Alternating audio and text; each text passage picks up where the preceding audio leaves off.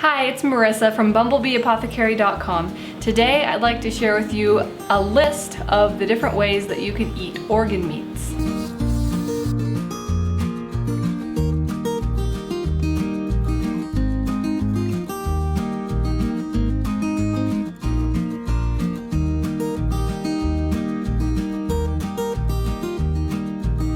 So traditionally people ate organ meats more often, but sadly today that's not such a common practice. And it is sad because organ meats are powerhouses of nutrition. There is nothing like it as far as what you can eat that contains so many beneficial vitamins and nutrients. So I wanted to just give kind of an overview of the different ways that you can enjoy them, kind of maybe to remind you if you already knew or to give you more ideas of how you can eat them. Also, I'd like you to let me know in the comments down below from this list of ideas that I'm going to give, which would you like me to do recipe videos for showing you how to make these different things. Let me know from this list of ideas which ones you want to see in a comment. You're going to notice that liver comes up in a lot of these ideas, and the reason for that is it is probably the king of all the organ meats when it comes to beneficial nutrients. Scientists discovered that liver contains all of the different vitamins all in one substance. For a while they thought that it didn't contain vitamin C. They thought it contained all the vitamins except vitamin C, but lately they've discovered that it does contain vitamin C as well, so it's actually like a multivitamin. It's the best, most bioavailable, easily assimilated multivitamin that you can ever take.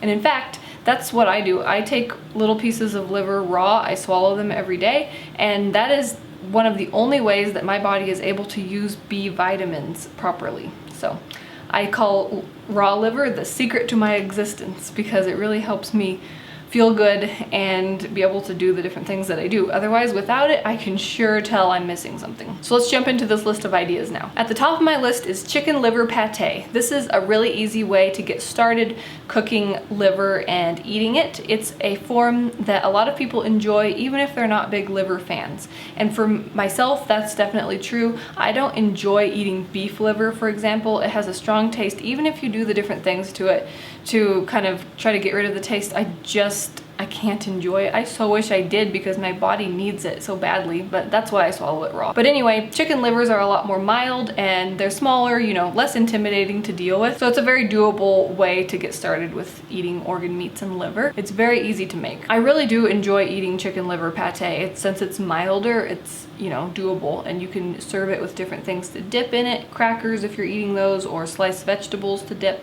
Makes a really easy and fast lunch if you have a bunch of it already prepared, and then you can just pull it out of the refrigerator, cut up some vegetables to dip, and there's your lunch. Next on my list are chicken hearts and gizzards.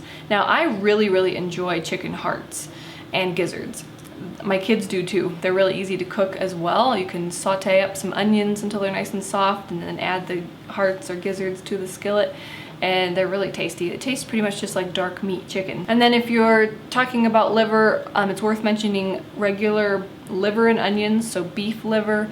There are different ways, like I said, that you can treat it to try to take away some of the strong taste, and oftentimes you can get it pretty mild and most people can enjoy it that way. I know a lot of people who do really enjoy it.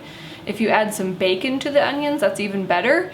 I can eat it that way. If I do bacon and onions and beef liver, then I can do that. Bacon with anything is good, right? Next on the list is beef heart. Now this is one that I really enjoy. I like to do the heart as stew meat. So I'll get the whole heart, I'll kind of cut out the bigger arteries and things that are on the inside, and then chop the whole thing up into bite-sized like stew meat pieces, and then cook it low and slow, just like you would stew meat, adding whatever vegetables and then some beef meat stock, or I'll do some knuckle bones along with it and make meat stock as I'm cooking the heart. I like doing it that way. It comes out really tasty. If you don't tell people what it is, they probably won't know any different. The Nourishing Traditions cookbook also has a recipe for heart kebabs. I haven't tried that yet, but it looks really tasty, and I'm thinking that maybe that would be a good recipe video too if you're interested. Next on the list is beef kidneys. Now there's different ways that you can prepare these. I recently did them where you cook them very gently in a skillet with lots of butter and some white wine. They're good. I enjoyed them. They don't have the strong taste that liver does, and you know, super mild and enjoyable and kind of different, so it was fun to try. Another one on the list is beef tongue. It's not technically an organ, I guess, but it's different enough to where I thought we should go ahead and add it to the list.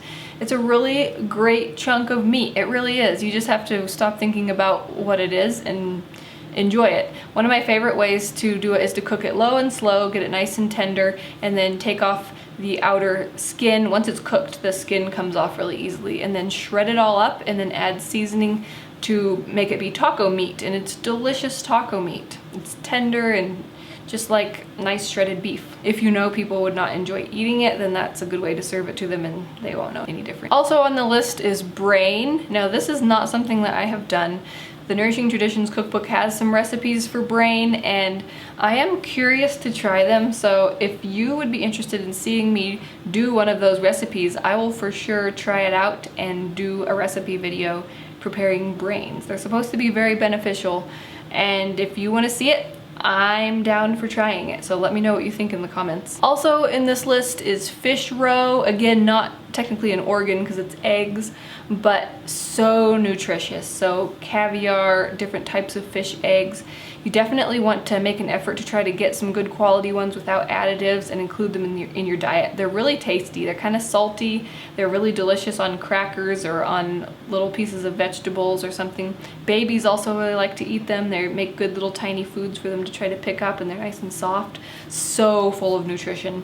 Really good for babies and kids developing brains is what I've read. Okay, so that is my list of ideas for incorporating organ meats and some other different kind of foods into your diet. Let me know what you think. From this list, what would you like me to prepare? What would you like to see? Be sure and check out that description box down below for some related videos where I have other recipes for nutrient-dense foods. Also check out that description box for some free ebooks and some other free goodies. If you like this video, give it a thumbs up. Share it with anybody else who you think might want to see all the different ways that you can incorporate organ meats into your diet. Here on my channel, I show you how to make nourishing recipes for nutrient-dense food, natural remedies, and DIY skincare and home products. So if those are something that you're interested in and you're new to my channel, please hit that subscribe button. I get out 2 videos every week. Thanks so much for watching. See you next time. Bye.